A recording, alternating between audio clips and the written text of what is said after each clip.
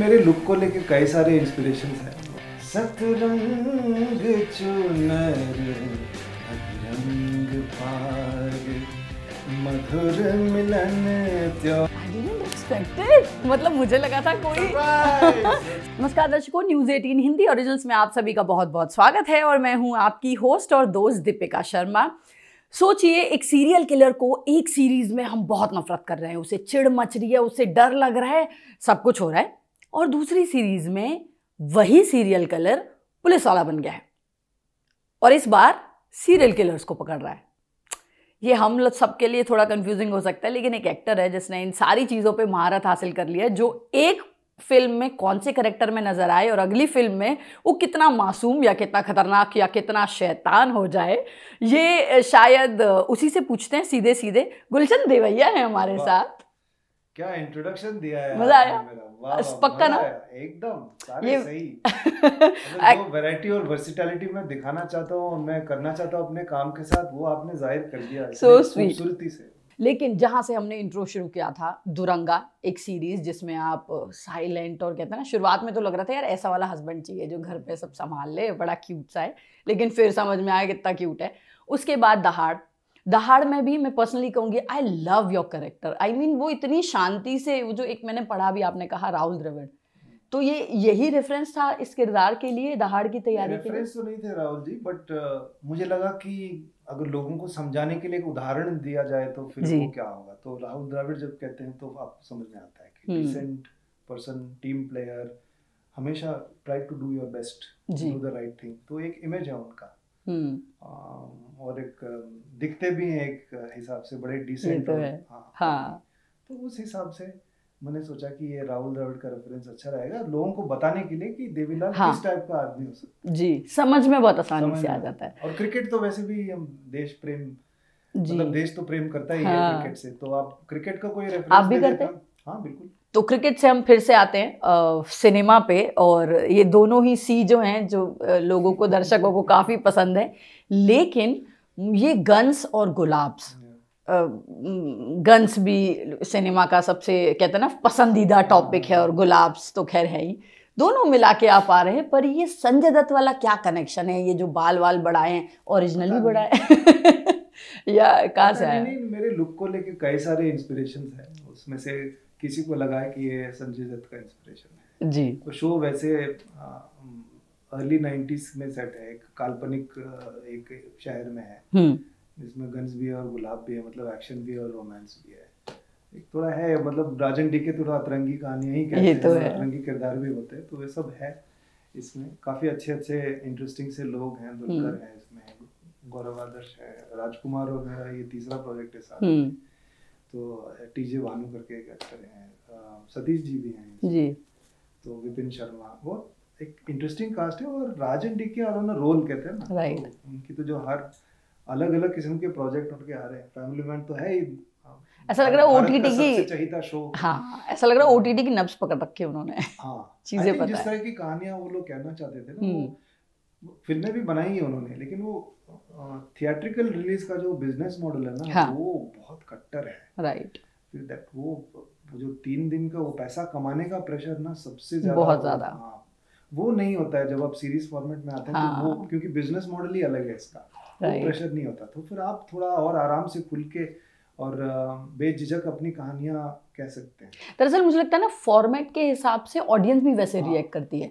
फिल्मों को आप 3 दिन में रिजेक्ट भी कर देते हैं, ऑडियंस के हिसाब से भी देखें, और ये जो नया बॉक्स ऑफिस का गणित है, लेकिन सीरीज के साथ ऐसा नहीं होता, बल्कि कई हफ्तों तक, कई बार 2-2 हफ्तों बाद लोगों को याद आता है कि हाँ, कि यार ये कुछ आया है। लॉकडाउन के दौरान जो भी शो आए थे, जैसे स्कैम आया था, फिर पाताल लोक आया था, फिर फैमिली मैन जी, महीनों तक चर्चे चल रहे थे। अब क्योंकि जब हम बात करते हैं तो कहते हैं ना, लोगों को किससे बड़े पसंद आते हैं, और मैंने आपका इंस्टाग्राम में स्टॉक कर रही थी, तो उस स्टॉकिंग के दौरान मैंने देखा आप और राजेश तलंग जी काफी मजे कर रहे हैं लंदन में उलझ की शूटिंग के दौरान। हाँ, वो मतलब राजेश जी का इस तरह का अवतार वैसे कम ही देखने को मिलता है। थैंक्स टू यू कि आपने दिखाया। जिन्होंने नहीं देखा वो जाके इंस्टाग्राम पे जाएं, देखिए मैंने भी यहाँ पे ऐसे सी पिन कर दिया है। बहुत राजेश जी मुझे अब थप्पड़ मार देंगे इस बार। नहीं, सो राजेश जी अब बहुत प्यारे हैं फिल्मों में भी, और राजेश जी ये है वैसे नहीं है, बहुत नॉटी और पार्टी एनिमल है राजेश जी। ये सीक्रेट मुझे जानना था और मैं वहीं पे। बहुत ही प्यारे इंसान है जी, तो कलाकार इंसान है, और बांसुरी बजा लेते हैं, कविताएं लिखते हैं, हाँ। अभिनय भी कर लेते हैं, बहुत कुछ लिखते हैं, जानकार आदमी है, सोच भी उनकी सही है, बातें भी बहुत अच्छी करते हैं, इंसान भी बड़े प्यारे हैं। ऐसे मजाक में मैंने उनको चिढ़ाने के लिए ऐसे पार्टी आने। तो यहाँ पे ना एक कहते हैं ना, जब एक ऐसा एक्टर हमारे पास हो जो हमेशा काफ़ी कहते हैं ना मुद्दों पे दिल से और खुल के अपनी बात रखता है। सिनेमा पे हम डिस्कस कर रहे हैं और लंदन की किस्सों के बीच में मुझे ये बताइए, एक ट्विटर पे आपने एक सवाल डाला था कि भाई सिनेमा घरों में जब भी हम फिल्में देखने जाते हैं तो आदमी ज़्यादा दिखते हैं, औरतें कम दिखती हैं, और यही रिप्रेजेंटेशन में पर्दे पे भी दिखता है।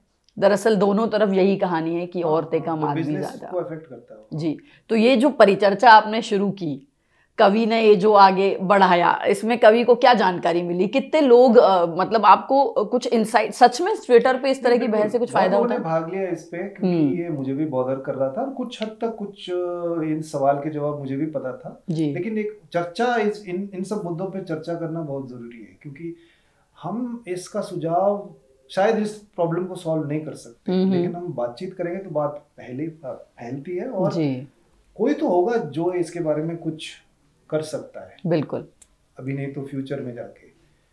तो मुझे हमेशा बॉदर करते थे कि जब मेरी फिल्म हो या किसी भी फिल्म हो या तापसी की भी फिल्म हो जहाँ पे तापसी लीड में, तो ज्यादातर मैंने, या कोई भी फीमेल एक्टर है जो लीड में करें, जो प्रोटैगनिस्ट है, ज्यादातर मर्द ही होते हैं। तो इसके कई सारे रीजंस हैं जो लोगों ने किया था। कुछ तो आई थिंक फाइनेंशियल रीजंस भी है, कुछ लोग कंफर्टेबल नहीं है अकेले जाने में, कुछ लोगों को थिएटर का माहौल में कंफर्टेबल महसूस नहीं करते, सेफ्टी का भी प्रॉब्लम है। आई थिंक टॉयलेट्स, कुछ लोग कहते हैं कि हमारे सहूलियत के हिसाब से टॉयलेट्स नहीं आती हैं। तो हम सिर्फ शहर के बारे में सोचते हैं ना, लेकिन ऑडियंस तो हर तब छोटे शहरों में, गाँव में भी थिएटर जाते हैं। बिल्कुल। तो वहाँ सब आई थिंक ये सब मुद्दे हैं जिनको हमें सॉल्व करना पड़ेगा। और दूसरा एक अहम मुद्दा ये भी है कि कई सारे ऐसे सब्जेक्ट्स पे फिल्में बनाते हैं जो औरतों को इंटरेस्टिंग नहीं लगता है। राइट। तो किसी ने उदाहरण दिया था कि हाल ही में गुजराती फिल्म आई है, बहुत सुपरहिट जा रही है वो, सॉरी मैं नाम भूल गया हूँ, वो कह रहे हैं कि 80 से 90% ऑडियंस इसकी औरतें हैं। हाँ, आई थिंक मराठी फिल्म है और जिसमें सारी female, I mean it's a fantastic film. हम मराठी फिल्म है और इसकी सारी, आई मीन लीड में भी पोस्टर पे मराठी एक्ट्रेस है। And I am sorry too, क्योंकि मैं नाम भूल गई, पर वो फिल्म सच में मैं भी उसके बारे में पढ़ रही थी। Very fantastic. तो इसका मतलब ये भी है कि आप कुछ ऐसा बनाएंगे जो औरतों में सही में रुचि जगाती है, तो वो आके देखेंगे। तो सो इट्स ऑल, मतलब सारे रीजंस हैं, मतलब सेफ्टी, टॉयलेट्स, कंफर्ट, सब्जेक्ट, ये सब है। तो इसीलिए शायद ज्यादा औरतें घर पे टीवी देखते हैं क्योंकि वो कंफर्टेबल महसूस। साईं पल्लवी से बात आगे बढ़ी या कुछ हुआ या नहीं, मैं उनकी का प्रशंसक हूं, उनका काम मुझे बड़ा अच्छा लगता है। उनके साथ एक अच्छा कोई फिल्म करने मिल जाएगा तो इससे मुझे बड़ी खुशी होगी। So nice. तो साईं पल्लवी तो किया है, एक स्क्रिप्ट भिजवाया था, वो कुछ हुआ या नहीं? उनको अच्छी नहीं लगी, वो नहीं करना चाहती थी, वो हिंदी की प्रोजेक्ट थी। मुझे लगा कि वो हिंदी उन्होंने किया नहीं है, साउथ में तो बहुत बड़ी स्टार है वो, तो उन्होंने ठीक है कोशिश की, गाजर लटका के देखते हैं शायद उनका हिंदी का ओपनिंग मेरे साथ हो जाए, और नहीं हो पाया। ओहो, कोई नहीं, बेटर लक नेक्स्ट टाइम। वो ऐसे बोलते ना, तो सिली क्रश बोलते हैं, ऐसे कोई सीरियस मामला नहीं है। अच्छी एक्टर है, डांसर भी हैं, और उनका स्टाइल, बात करने का, ये सोच विचार, वो सब जितना भी मैंने देखा है वो अच्छा लगता है। और मुझे लगता है कि हमारी जोड़ी ऑन स्क्रीन अच्छी रहेगी। और पर्सनल से सवाल है ताकि और इंसाइट मिल जाए गुलशन के बारे में, तो टी या कॉफी? दोनों मूड के हिसाब से। मैं एक्चुअली दिन में सुबह उठ के कॉफी पीता हूँ, फिर बाद में शाम में चाय पीता हूँ। मैं खुद के हाथ की चाय, बनी हुई चाय पीता हूँ। मुझे ये अदरक नॉनसेंस सॉरी है। अच्छा, ओके। पूरे भारत को अदरक वाली चाय पसंद है, लेकिन मुझे नहीं। आपकी चाय में क्या चाहिए? चाय पत्ती, पानी, दूध, चीनी, दैट्स इट। कोई एक्स्ट्रा वाला फैंसी? कड़क, usually BOB, broken orange pekoe जो बोलते हैं, थोड़े से ओके, वो लॉन्ग लीफ ब्लैक टीज होते हैं, बट बीओपी टाइप का मैं चाय यूज करता हूँ। और मुझे नीलगिरीज या श्रीलंकन चाय ज्यादा पसंद है क्योंकि हल्की सी फ्रूटी फ्लेवर आता है। ओके, मॉर्निंग पर्सन या evening person? Day person, day. अच्छा, रात्रि वाला कुछ पार्टी मॉडी मूड नहीं? ओके, अच्छा, कंफर्ट फूड क्या है आपका? मटन की बिरयानी या नेपोलिटन पिज्जा, मतलब नेपोलिटन स्टाइल पिज्जा। ब्रांड का नाम रहने देते हैं, पिछली बार एक है मेरे फेवरेट रेस्टोरेंट मुंबई में, वहाँ का पिज्जा ज्यादा पसंद करता हूँ। ओके, सबसे ज्यादा इरिटेट क्या करता है? इंटरव्यू के वाले में मत बोलिएगा। मॉर्निंग फ्लाइट जहाँ पे लाइन में लगना होता है, लाइन काट रहे हैं और ट्रे इधर उधर छोड़ रहे हैं, कोई मतलब कुछ छोड़ देते हैं, वो आपका फंसा हुआ है, लोग खड़े हैं यहाँ पे, अपना अपना सामान लेके चले जाते हैं, ट्रे उधर ही पड़ा हुआ है, उसके ऊपर क्या है। देखिए, मतलब सोचिए कितना इरिटेटिंग है कि बात करने में भी। हाँ, ये बोला लैक ऑफ सिविक सेंस बहुत इरिटेटिंग है। लेकिन है, हमारा देश ऐसा है कि बहुत अलग अलग किस्म के लोग साथ में रहते हैं, तो ये है। हाँ, कब कौन किस बात पे भड़क जाए पता नहीं। मतलब सामाजिक तौर पे भी ये सिविक सेंस वाला ये लाना पड़ेगा। सब लोग रेस भाग रहे हैं पहले में देखिए एयरपोर्ट में क्या होता है ना कि एक बार आपने टिकट कर लेते वो सीट आपका। हाँ, ये मुझे भी नहीं आज तक नहीं समझ में आया कि प्लेन रुकते ही सब खड़े क्यों जाते हैं। लेकिन है हमारे कल्चर में, हमको वो है ना, बस में सीट नहीं मिलेगी क्योंकि एक ही बस है, यहाँ पे 150 लोग हैं लेकिन 80 सीट। राइट, वहां समझ में आता है, बट प्लेन में उधर से ही आता है। इनहेरिटेड दिस एक बिहेवियर ना। हाँ, ये प्लेन वाला मुझे भी समझ नहीं आता कि ये लोग प्लेन रुकते ही क्यों खड़े हो जाते हैं। आपको पता है कि सबको उतरना है, वो किसी को वापस तो ले नहीं जाएंगे। हर जगह मुझे लगता है कि हमारे देश में होता है। हाँ, लेकिन हर जगह लोग प्लेन रुकते ही खड़े हो जाते हैं, पर ठीक है, शायद कोई बताए। रीजन मुझे लगता है कि प्लेन की सीट ज्यादातर बहुत अनकंफर्टेबल। अच्छा, ओके। थोड़ा पैर डील हो रहा है। 3-4 घंटे के ऊपर आप प्लेन में बैठे हैं तो अरे इतनी छोटी छोटी तो एकदम ठूस ठूस के भरते हैं प्लेन। एग्री। चलिए, एक मिथ आपके बारे में जो आज आप चाहते हैं मैं तोड़ डालूंगा। लोगों को लगता है कि मैं ग्रे कैरेक्टर्स करना मुझे बहुत पसंद है। अच्छा, ऐसा नहीं है। कॉमेडी? मैं हर किस्म का रोल करना पसंद करूंगा। चलिए, और हैप्पी नोट के साथ अब एक मजेदार सा कुछ, मैं इंटरव्यू से पहले भी आप गुनगुना रहे थे बड़ा प्यारा सा गाना, तो कोई भी फेवरेट गाना या फिर कोई ऐसा गाना जो हमेशा आपको लगता है कि यार कंफर्ट वाला, जो मुंह पे रहता है, कभी भी गा सकता हूँ। सतरंग चुनर नवरंग पाग, मधुर मिलन त्योहार गगन में, मेघ सजल बिजली में आग, सतरंग चुनर चुनर नवरंग पाग। I didn't expect it. मतलब मुझे लगा था कोई सच में ये वाला सरप्राइज था। ठीक लग गए। हाँ, मतलब वर्षा ऋतु करके एक एल्बम आई थी, उसमें महेंद्र कपूर साहब ने ये गाना गाया था। मेरे पिताजी बहुत ये गाते थे, तो बचपन से ये सुनते सुनते और भी सारे गाने हैं, तो मुझे याद आया।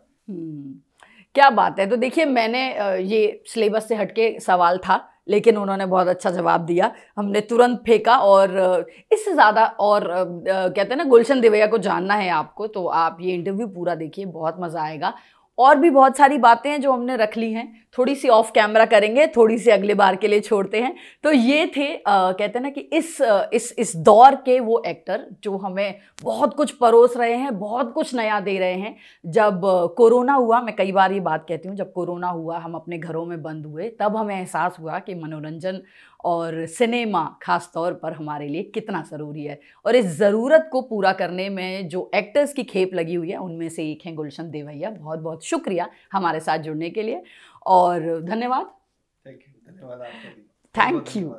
तो बने रहिए न्यूज़ 18 हिंदी के साथ, और नए सितारों को, किन सितारों को आप मिलना चाहते हैं, किन से जुड़ना चाहते हैं, बताइए कमेंट सेक्शन में। धन्यवाद।